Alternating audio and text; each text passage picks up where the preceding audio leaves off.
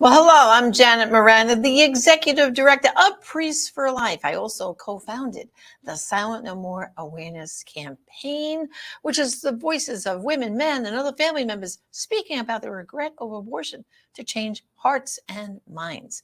Well, we are in an election year, but you know what? We have to get you guys straight. It sounds like we're in 2024 already, right? Because everyone's jumping in the race right now, right? Who's announcing and who's this? But we can't forget 2023, the current year we're in. And you know what? Everyone says, oh, it's an off election year. Well, brothers and sisters, there's no such thing as an off election year because there are so many races in so many states that are still so very important. And today we're going to unpack this information for you. And of course, joining me is pro-life leader Frank Pavone. Welcome to the program. Okay, good to be with you. That's Of just, course. it is. Yeah, we're in both election cycles at the same time right now, 23 and 24. Right, because they're talking Yeah. about, who's throwing their hat in the ring. Yeah. The ring. Like, for instance, Tim Scott from South Carolina, he has declared. He has yeah, declared. There'll be others coming up in the right? coming weeks. And then, of course, the big speculation for later this week, is Ron DeSantis, our governor, which I have to raise a flag, yay, for our governor. And who knows who else around the corner. Right. Who knows? And you know what I say to everybody is right now, yes, that's what happens. Even on the Democrat side, they're not just saying, "Oh, we're going to settle for Biden." We got a few people challenging He's got him some too. challenges, and I think there'll be more. As a matter of fact, I doubt that he's going to end up being the nominee. I really do. We don't know. Yeah. But the bottom line is when the primaries next year are in your state, you should show up to vote. Because you know what the statistics are. A lot of people don't bother voting in primaries. And that's a shame because that's when you get a chance to really, like even on the Republican side, get the strongest, even though the party has a good pro-life position. But among the candidates, well, there's a degree of passion on the pro-life issue. So, for example, on the Republican side, we know Trump was the most pro-life president going. Ron DeSantis have signed 2 pro-life bills into law here in Florida. So you kind of have to look at the record and then show up at the primary and vote for the most pro-life person that you think you want to put forward. I mean, so I always say there's never an off year, off election. And now here in 2023, we're about probably in the next few weeks to start primaries for these important state house elections, aren't we? Well, let's review what states are in play here. First of all, there are a lot of local municipal elections that there's not even time in a program like this to list them all. But I want to encourage people to go to Ballotpedia. Ballotpedia is a great source for, you could look up, state elections 2023, and you could even look up, municipal elections, city elections, and it's a great source. And we can't forget information. School board elections. School boards. Because, brothers and sisters, if you want to get that whole woke culture out of your schools and protect children, you really have to pay attention to school board. And in fact, I saw on the news just yesterday that in Oklahoma, they're trying to challenge the superintendent of the whole state because what they did was they passed laws saying, no, you're not going to have the CRT in our schools. You can't have transgender education and all this.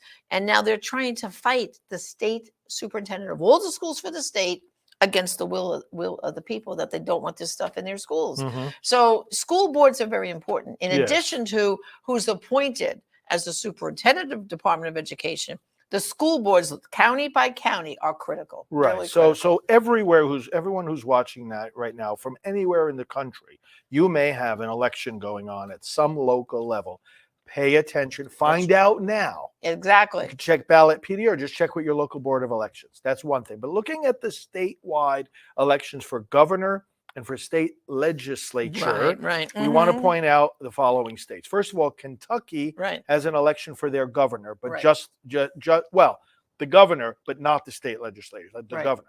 Now in Kentucky, that could be a flip, what they call a flip for the Republican, who is a pro-life candidate, as opposed to having, a Democrat who's going to veto any pro-life legislation. So people have to understand that it's very important who your governor is, whether your state legislature is even going to have a crack at getting pro-life protection for the unborn, basically, right? All right. And just to quickly look at the other states in play. Now, Louisiana and Mississippi also have governor elections and their state legislatures. Right. This year, 2023. Yeah. Louisiana, Mississippi. So 3 governors states, Kentucky, Louisiana, Mississippi. Right. Louisiana, Mississippi, it's governor and state legislature. And then you've got 2 other states that it's just the state legislatures, not the governorship. And that's New Jersey and Virginia. Right. Now, just to go back to the governors, just so everyone understands, in Louisiana, it's a little kind of funny situation. There's a Democrat current governor who's pretty much he's signed pro-life legislation. He has. It's a rare breed. It is rare. It's a rare breed. So we have to give a little raise a flag for him. But there is a very good Republican running against him who is 100% pro-life. And then you would have a trifecta because the legislature there is completely Republican. Exactly. In both houses. So you can make the most progress for protecting unborn babies in Louisiana if you got the Republican governor in there. Mississippi's already a trifecta Republican. Right. But we have to protect We've got to protect it. Right. Yeah. Right. That's a protect. Yeah. Now let's go to Virginia a minute. The House races. That's going to be House and Senate in Virginia. Right. Because you've got a Republican governor, you've got a Republican House, but you have a Democrat Senate. Right. So that's where a flip can happen. And it's very close because in the Senate, it's 21-19. So they're only up by 2 or 3. You really need 3 to get that majority. So I've been talking to people and they say there's some key counties in the state. So for example, Loudoun County, which was very critical last election with the school board stuff. And of course, up in Fredericksburg is key, Newport News, Southampton Roads, and other areas. So we're going to, kind of be watching all this because people don't realize that a lot of the laws that you kind of want to see signed into laws to protect parents' rights when it comes to abortion, transgender, and all that stuff. Well, it's important at the House and Senate level of your state legislature, to get that done. So I want to tell people to go to prolifevote.com. That's our website, because we're training people each and every month. We have Zoom calls, and we are going to be scheduling for later on this year on the ground trainings in some of these states where you can come. So if you're interested in getting the scoop, basically, on how to help with these key elections, prolifevote.com. Be one of our election volunteers, and you're going to have your finger on the pulse of what's going on. That'd be great. Yeah, for people to sign up on that. Yeah, we always love having them on the on the calls. Yeah. Now New Jersey's something to talk about, only because so many people are so discouraged and disheartened as to how extreme New Jersey has become. They have a Democrat trifecta: government, governor, House and Senate. Now. And of course, they changed their constitution now to make abortion till birth in their constitution. So I tell it, because I got a lot of friends up in New Jersey, I still live there, and I say, guys, we can't give up. Let's try to change the state House and Senate. Let's try to tip the scales a little bit in our favor. So I'm going to be telling them, you got to get like-minded friends out there and vote for the pro-life candidates there. That's right. Well, there's going to be an election. It's not like there's not an election. Right. Why would you take part in the battle when the battlefield is right open to you? Exactly. And so, that's why I say everyone has a duty to vote every election, every primary. I always think of my dad, and from the time we turned 18, boy, he probably pushed us out of the nest, he always said we had to vote, go vote. Yep. On primary day, he said, come on, because back then there was no early voting. There was nothing. You had to show up on the day. And he used to say, let's go. Time to vote today. Let's go. Get out early. He says, don't wait till after work. Go before work. Let's go. Right. So that we have to have that kind of attitude because it's a privilege we have as Americans to participate. Just don't sit back on your couch and complain. Oh, the country is so terrible. Oh, all the taxes. Oh, the price of food. Well, for goodness sakes, get up and vote, because that's how I always think of the Vatican official one time when we were saying, it's terrible with all the laws we have in America. He says, yeah, and you people have a way to fix it. It's called vote. Remember that? Yeah. I think a Vatican cardinal told us that. It was really funny.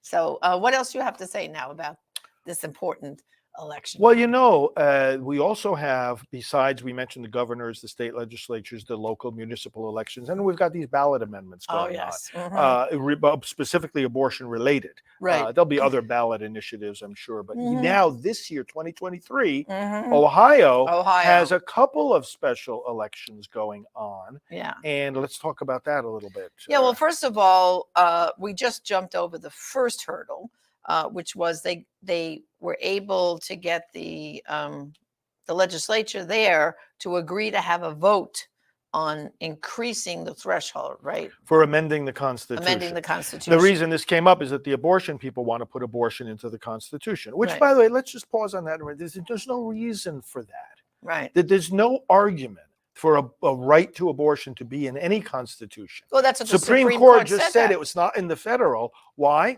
Because it has nothing to do with privacy, it has nothing to do with liberty. You're talking about ending a second life. Whatever you think about that life, by the way, and whatever you want to call that life, there's no denying that that life is there. Right. I mean, if people who try to deny that baby's life is there, well, they're just saying we don't want to have the abortion debate, because the reason the abortion debate is a debate is that you're talking about two lives at stake here. Right. And you have to see, well, how do the rights of each, affect the other? So the point is that there is, the Supreme Court said there is no constitutional right to abortion because it's nothing to do with the Constitution. It's nothing to do with other provisions of the Constitution, and it has nothing to do with our history. Never in American history was a right to abortion asserted to be a constitutional right until the mid 20th century. That's right. So the thing is that those arguments that apply to the whole country apply to these states as well. So first of all, it's without rational basis what the other side is trying to do. Secondly, because it's the amending of the Constitution, that's a big deal for any state or any country, because the Constitution undergirds all the laws that are, will be, might be, or have been passed. It's the foundational structure of law. So it should be harder to amend the Constitution than to pass a law. I mean, it just stands to reason. You should have a bigger consensus of people in order to amend and to amend our federal Constitution. The founders made it very difficult. You remember, you have to have 2/3 of both houses of Congress, and 3/4 of the states. In other words, they said you're going to amend the Constitution of the United States, you have to have a very, very, very strong public consensus. And our Constitution has not been amended that many times. No. Over these, now almost, it's going to be 250 years in 2026. So what's the bottom line here is that the important thing is to understand that August 8th is the election. Yeah. And the pro-life vote is voting yes. That's the pro-life vote. But early voting starts July 11th. Yeah, but let me mention what's on the ballot here. The Ohio Constitution only requires 50% plus one of the people to amend the Constitution. That's a bit low. That's a low as a number. threshold. So the legislature said, well, let's put it to a vote of the people, whether they want it to be 60% instead. Right. Now, that's more reasonable. A lot of states already have that 60, like here in Florida. We already have that in our Constitution, the 60. Right. So it's not some outlandish, strange idea. It's not like strange idea. There's a good number of states that already have the 60. They were just saying that, so the pro-life vote to raise it to 60 to give us a better chance to stop the ballot initiative. Well, there's two rationales. One is specific to this abortion battle. We don't think that the other side can get 60% of Ohio voters to say, yeah, let's make abortion a fundamental right. Okay. But aside from that, just again, for the reasons we're saying, in general, any kind of Ohio law, good or bad, for the Constitution should change the Constitution, should be a higher. should require at least 60% of the people. So that's what the August 8th vote is about.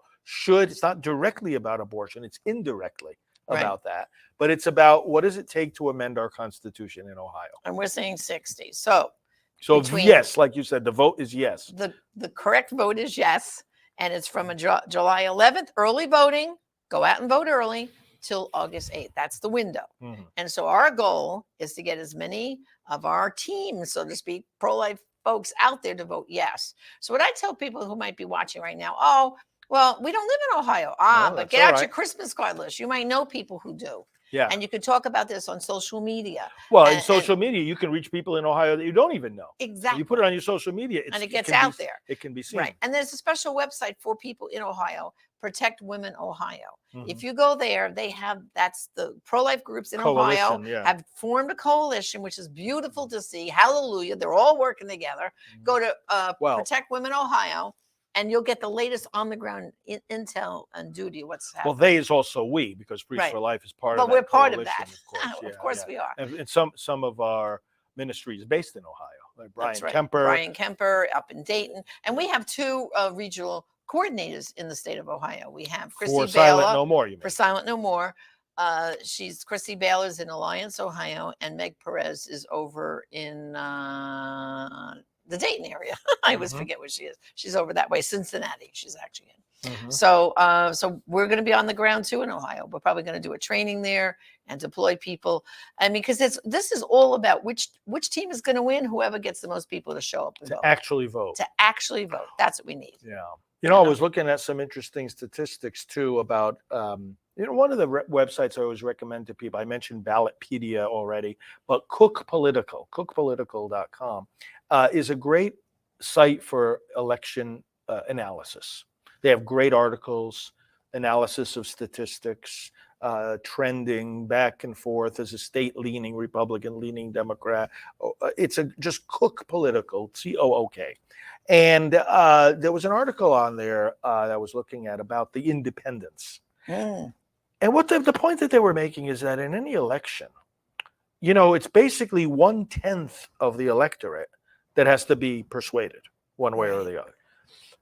25 to 30% of the people identify with one or another party. That doesn't always mean they're going to vote that way, but it's a predictable enough kind of division. 25 to 30% on both ends, which means you've got 40 to 50% who are technically independents. Right. That's a lot of people. That's more than either party has identifying with them, right? Independents. But how independent are they? If you ask them, if you probe a little bit and say, well, okay, but do you tend to vote one way or like I'm technically independent myself, but I'm always voting Republican. I wouldn't vote Democrat because they've become evil. They've become Marxist. But the point is that again, a lot of these people they're not identified as Republican or Democrat. Nevertheless, 80% of them or so are going to be basically one way or the other. Right. That leaves you with only 10 or 15% of the population that are truly independent.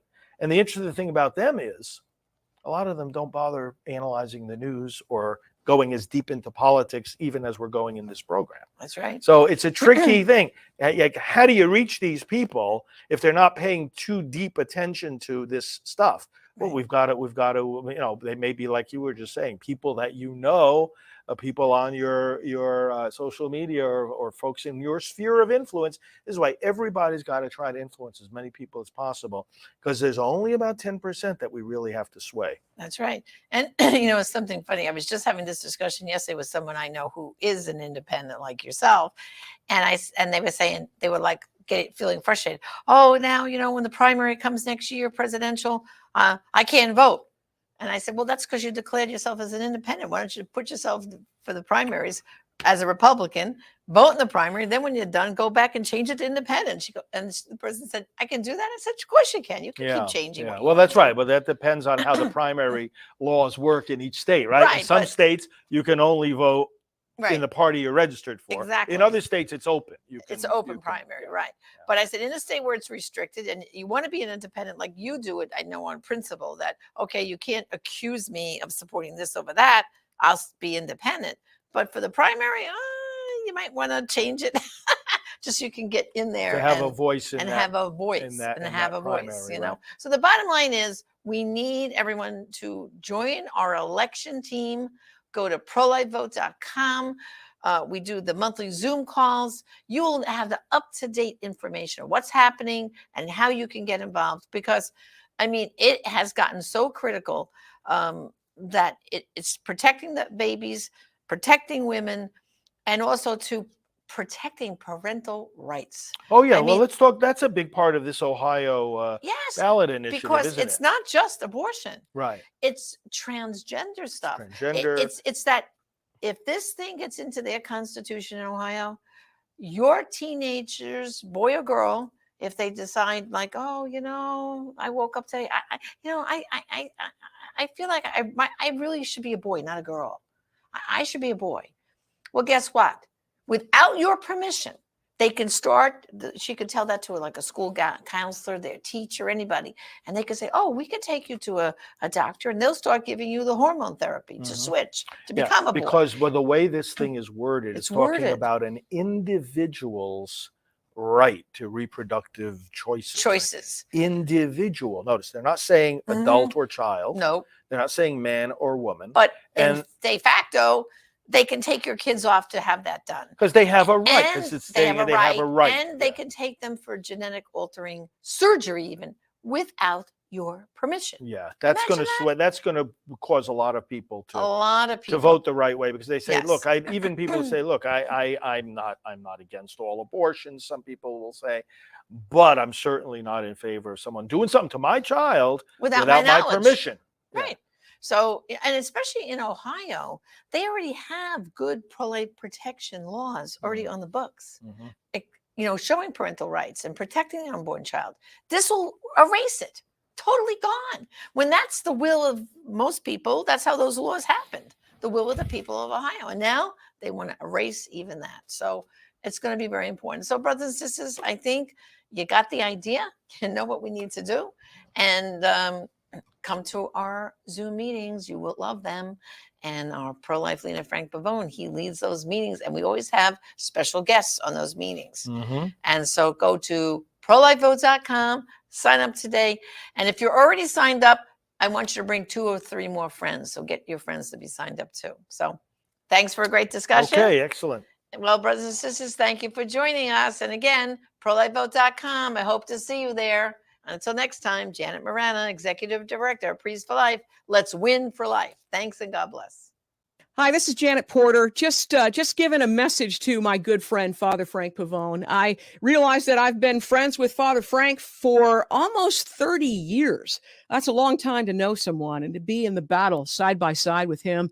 Even in the early days when we were working to pass the nation's first ban on partial birth abortion, when they were starving Terry Schiavo nearly 20 years ago, he was there where the battle was the hottest. And I remember when we first came up with the idea and God gave us the strategy for a heartbeat bill, one of the first people I called was Father Frank Pavone. And wouldn't you know it, his name went on the supporter list and was part of the effort to keep hearts beating. He's always been there. He's always been on the right side of the issue. And I'm just very, very grateful for him and his stalwart stand and his an inspiration. I remember even at the CNP meetings, he would give a Catholic mass with a Baptist sermon. He never discounted the gospel, and he never lost sight of protecting those children in the womb. And I just want to encourage people that this is an incredible organization. They've done great good. As a former Lutheran, I can tell you that I back Priests for Life. It's just an organization that's making a difference, and I hope that you'll watch the programs and participate and putting your faith to action to keep hearts beating and to bring the killing to an end.